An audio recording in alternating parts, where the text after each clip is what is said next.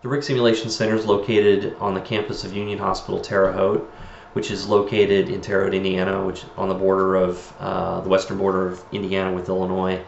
And we are located in two separate buildings on the campus. One is in Union Hospital's West Building, which is where our acute care wing is, and then across the street in the Lansbaum Center for Health Education, and that's where our primary care clinic is located. In 2009, the east building of the hospital was built, this is the front part of the east building here, and at that point the ICU was vacated, and that's where the acute care wing is located. This is the inside of the atrium. Wanted to give you a shot of that since you're not going to be on campus, and then we'll go back outside here so we can kind of walk around the building a little bit. Just want to give you a feel for what the campus looks like, and then we'll end up going inside the Lansbaum and inside the hospital in a second.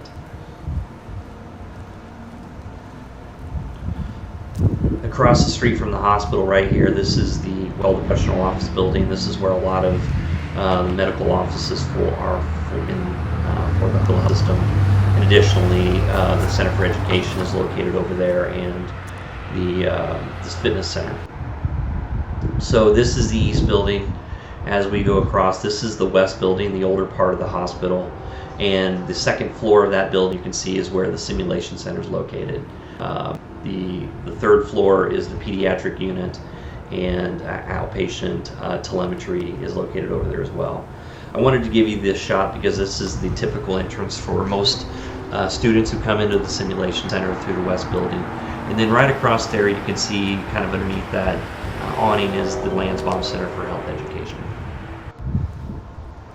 Alright, so we're a little bit of ways away, about a block away from where we're at before, and I wanted to give you kind of a framework of what we're talking about. This right here is the Lansbaum Center, and right next to that here is our mobile simulation unit. We actually had it on campus that day because we were doing some training, so got an opportunity to show that to you as well. We use that for a variety of things, mass casualty exercises, and taking it on road trips when we go to the small rural hospitals that we visit quite often.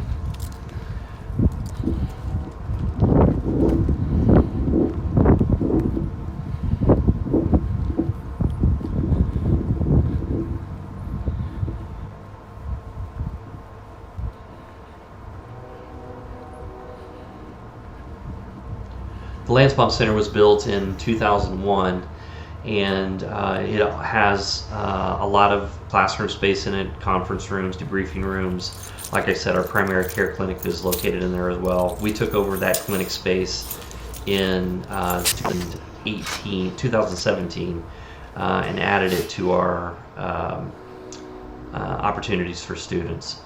The Lansbaum Center is very, very nice. It has a reception area, an atrium, and a very large auditorium, which I'll show you here in a second.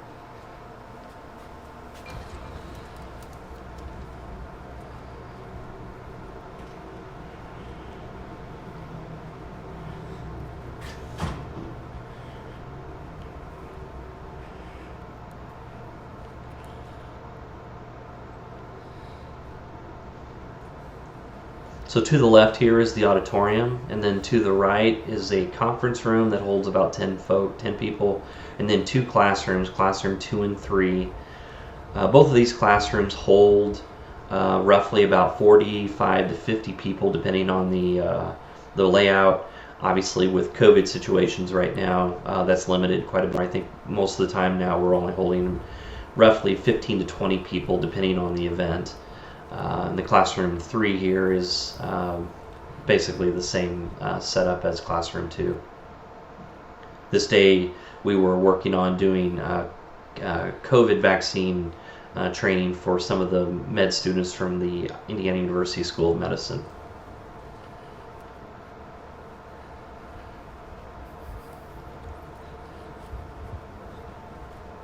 To the we'll go in is the auditorium. This, prior to the pandemic, holds 150 people. We use it for a variety of conferences, symposiums, and just everyday trainings. In fact, we We do a lot of our basic life support classes in here because we can spread people out, and the hospital system does a lot of CPR, and we offer this training once a month. And it's great because all of our BLS equipment is in that room to the front of the building, front of the auditorium there, and we can just keep it in that space. So now go through the atrium area. And to the right here is part of the clinic space. To the left, we'll go back to the clinic here in a second. And these two areas right here is another additional classroom. This one holds about 30 to 40 people. It's mostly used for the IU School of Medicine for their daily. Then across the hall is the medical library, the rural health library, and used primarily for med students, but also for lay students and some of the students that come through the primary care clinic.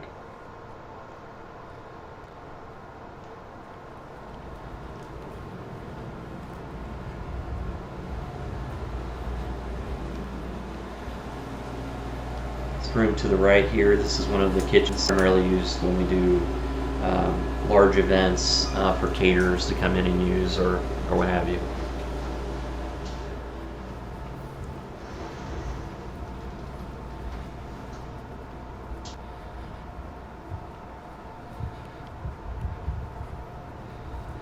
So we're back up to the front of the building here, and then we'll go out the first set of double doors, and to the left is the primary care clinic. It's fantastic for primary care type relations because it has all the components that you'd want in basically a physician's office.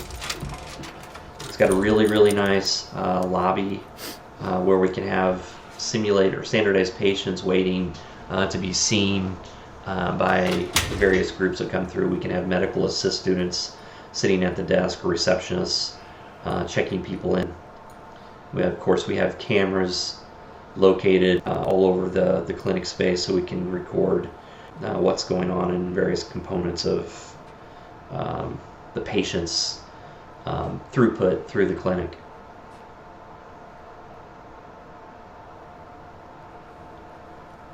It's basically a big square, so you can go one way or the other, and it will take you all the way through the building. To the right here is one of our debriefing rooms.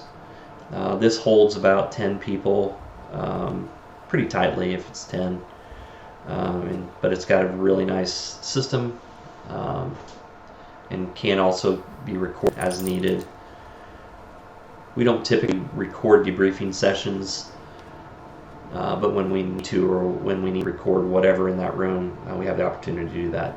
Each of the exam rooms has a computer inside and outside of it, so students can check in through the Beeline SIM capture system that we use. We use the central clinic system platform that they have for that.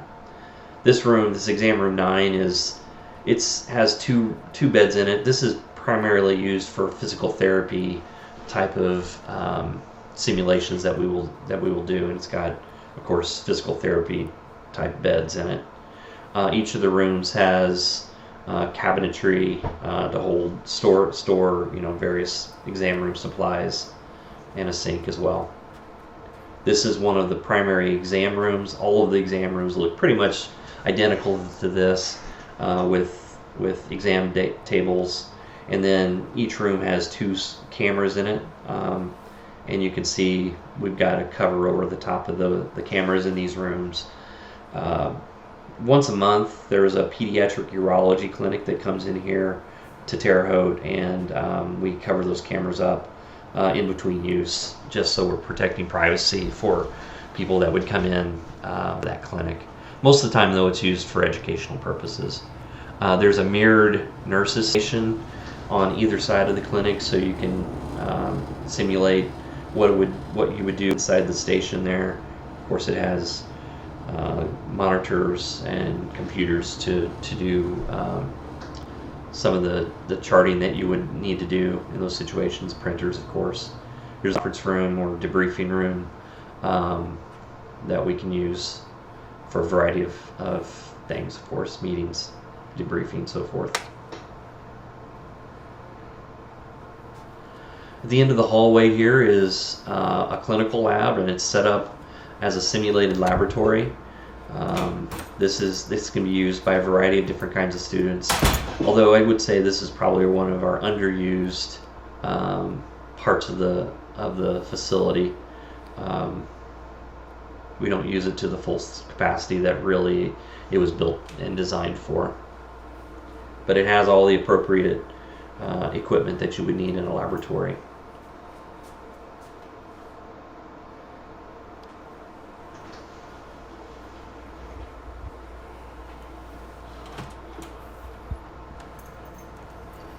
To the right here in this room is our control room for this space. And it's got 2 control areas on either side of that half wall that you can see right here. And then we can have someone located just sitting here at the desk doing the kind of making sure everything's going well with the recordings. One of our simulation technologists. We can also have faculty sitting and watching from the large screen TVs that you see there.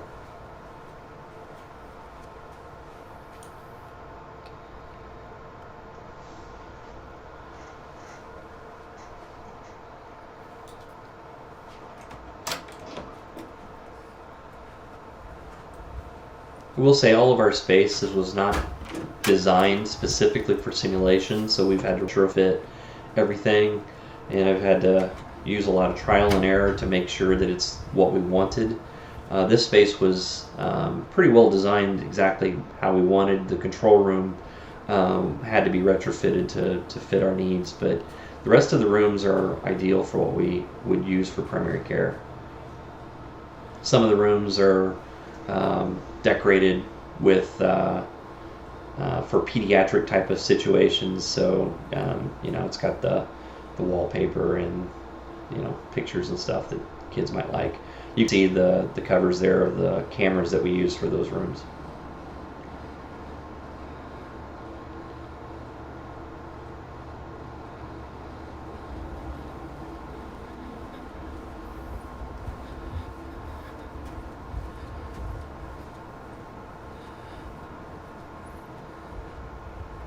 That's the Landsbaum Center, so now we're going to go across the street to the acute care wing, which is located in the west building of the hospital.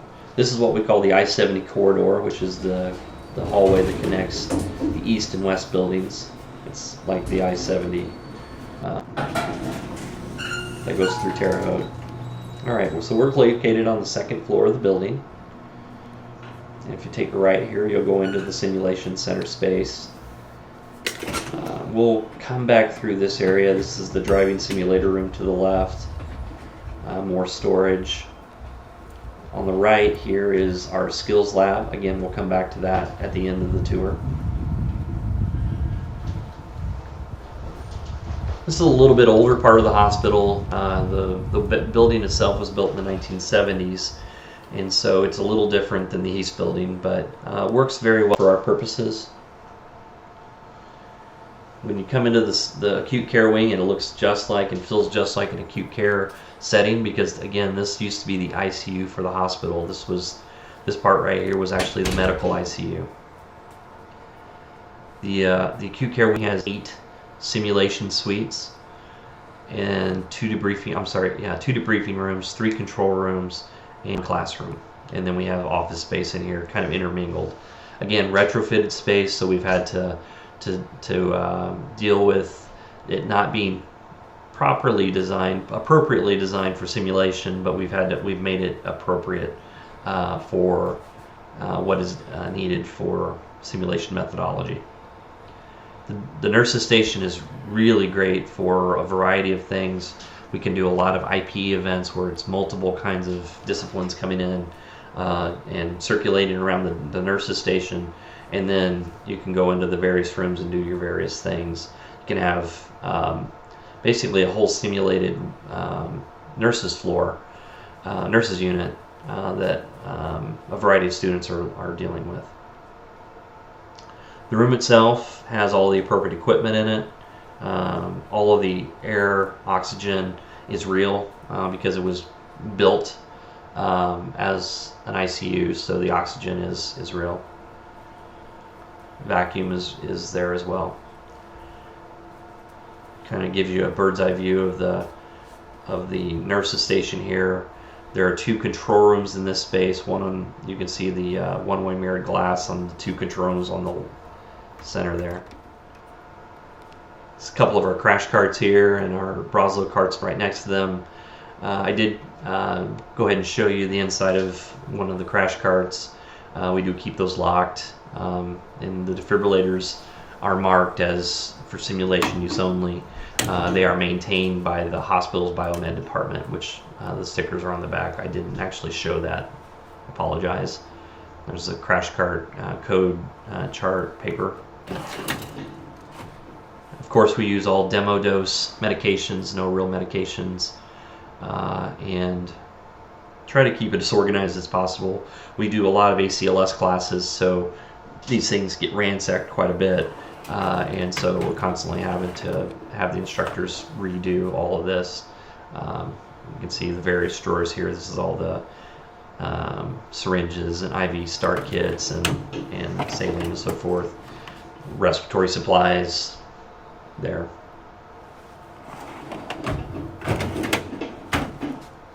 Ambu bags,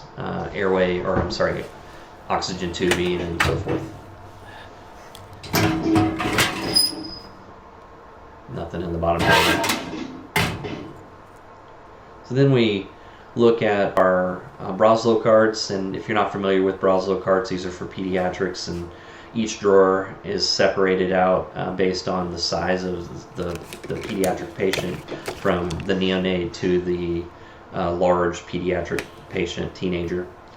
And each drawer is color coded with the specific sizes using the Broslow tape.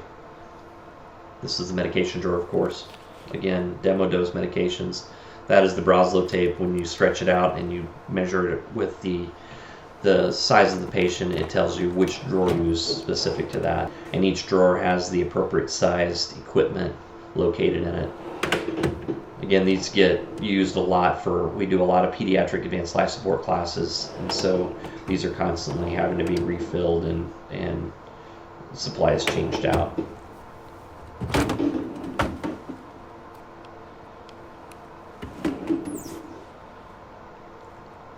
All right, so we'll kind of go into a couple of more of the simulations. This one we have set up for nursing students that are coming in from Indiana State University.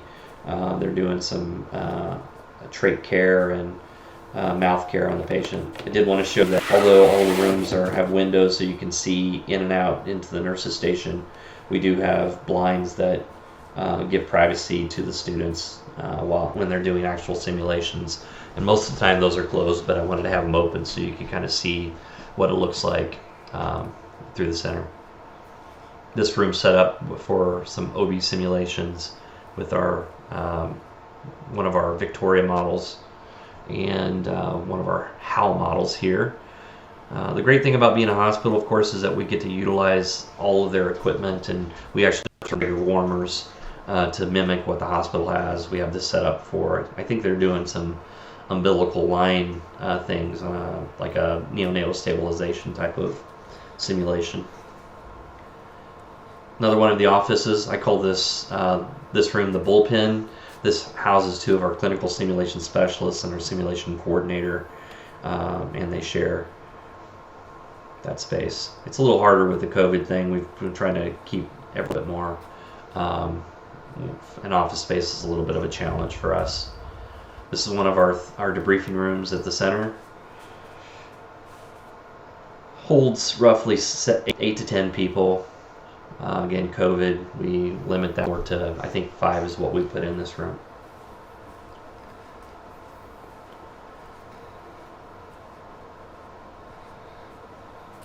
Just a bulletin board with some of the bazillion thank you notes that we end up getting people all the time. Some pictures of some of the groups we've had through. We really have a lot of fun, and students really love coming up to the SEM Center.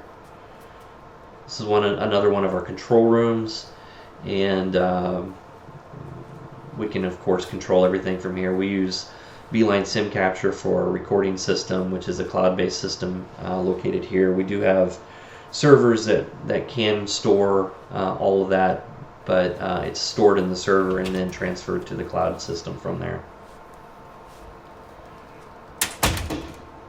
We just got new flooring in the center, so we're pretty proud of what that looks like. This is the second control room here.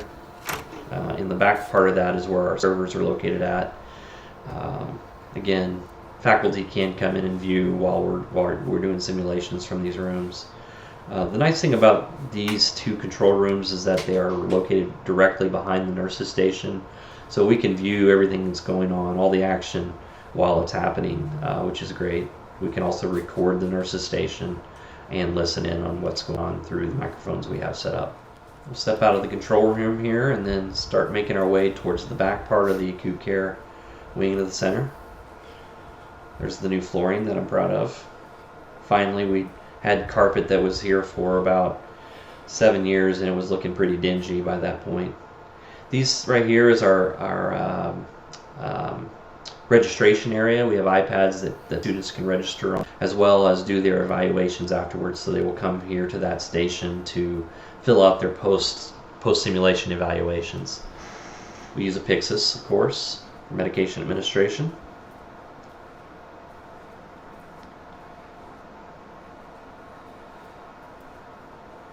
We do have lockers here that students can use. It's kind of like, you know, when you go to a swimming pool, they've got or like a water park or something, they have the wristband thing that they can take off and use while they're here.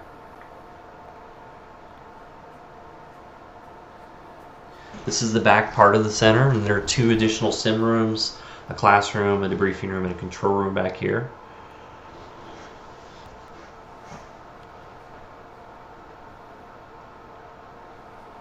Walk back to the back part of the center. You'll see our storage area as well as our double robots. So these double robotics robots we use for education courses, variety of different disciplines.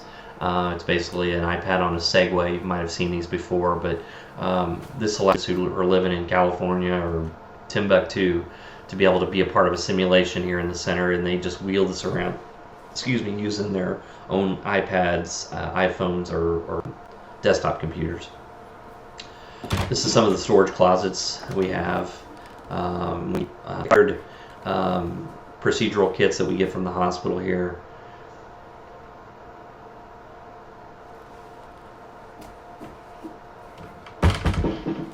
I'm going to show you the second drawer, which I'm not very proud of, but basically it's just we use it to store a lot of the stuff we use for Halloween and so forth, and then we have this big mess of simulators that we use basically for bodies when we do mass casualty exercises, because they're older pieces of equipment.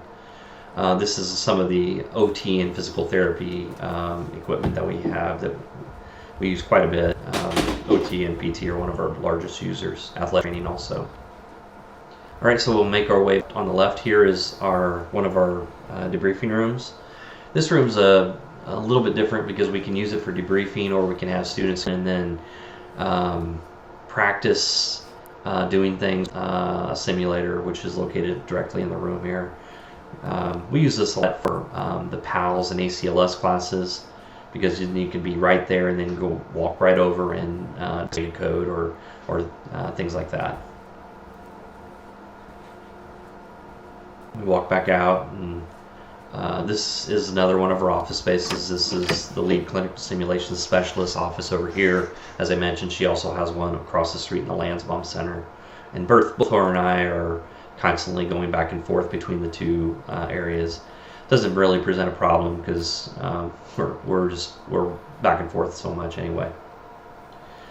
These 2 rooms are simulation rooms. This is again, I think we probably use this most for our ACLS classes, these 2, because what's nice is the classroom's right next door, and they can go back and forth with these. This is our back control room. We use it some for control, but we also use that as kind of as the store some of the standardized patients equipment, as well as microwave and refrigerator for them. One thing we don't have, which I think still unfortunate, and a lot of great simulation centers have, is a nice area for standardized patients, a lounge area that they can, which unfortunately we don't have at this point. Another sim room. Again, this is one of our more used ACLS rooms.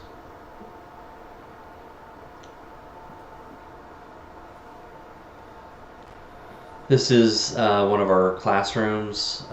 We do have additional classroom space in the building that can hold 50, 60, 70 people depending on the room. The room gets used a lot just because it's right here in the Sim Center. It holds about 30 people, but with COVID we're limiting it to 15 right now.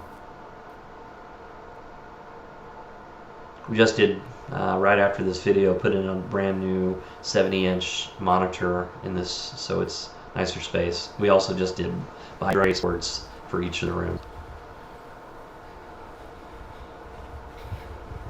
Okay, so we're going to walk back through the center, and I'll take you out to the skills lab so you can see that. Again, you can see the registration area there in the middle.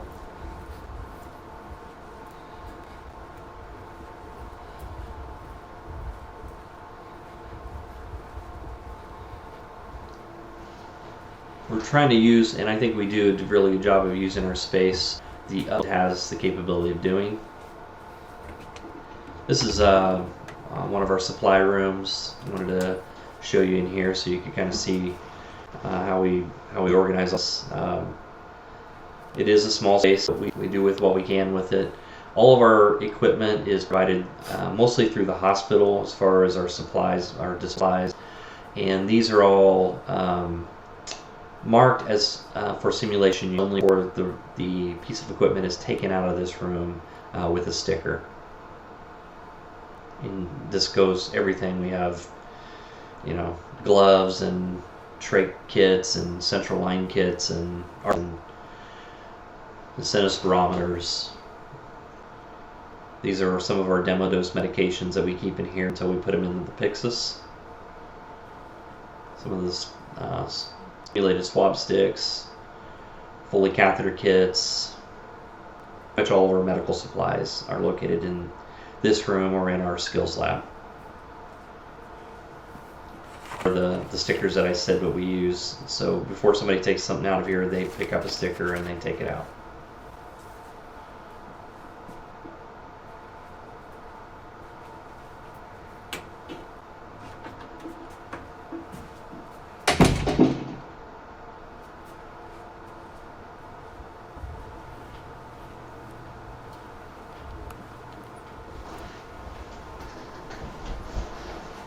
So we do have a small skills lab located here within the wing. This is used for a variety of students, disciplines. This actually can be accessed in the middle of the night by the hospital's family practice residency to practice, putting in a chest tube here before they have to go out and do it on the floor or something, or an IV or so forth. It's up, I think, for a Foley catheter insertion for some from, I think, St. Mary of the Woods College. Then we'll always have IV arms set up so students can come and practice that skill and suturing too.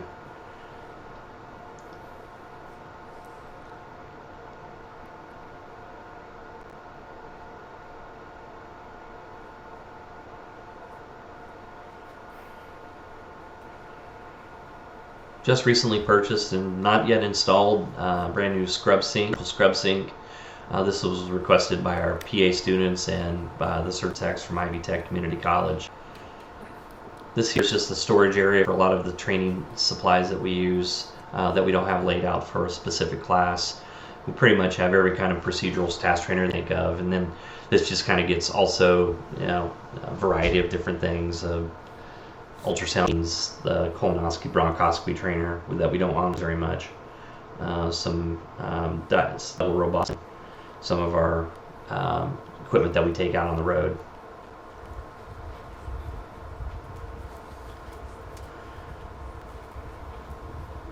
And then finally we'll go here to the front right of the Sim Center acute care area, and this is the driving simulator room. So occupational therapy students from Indiana State University use this frequently, at least once a week, twice a week. They will practice skills with each other, students, and then they also bring down patients from the hospital's medical rehab unit to train them or practice or assess them for being able to drive after a stroke. And these patients actually come down here and then get evaluated by occupational therapists that are trained in the use of the driving simulator.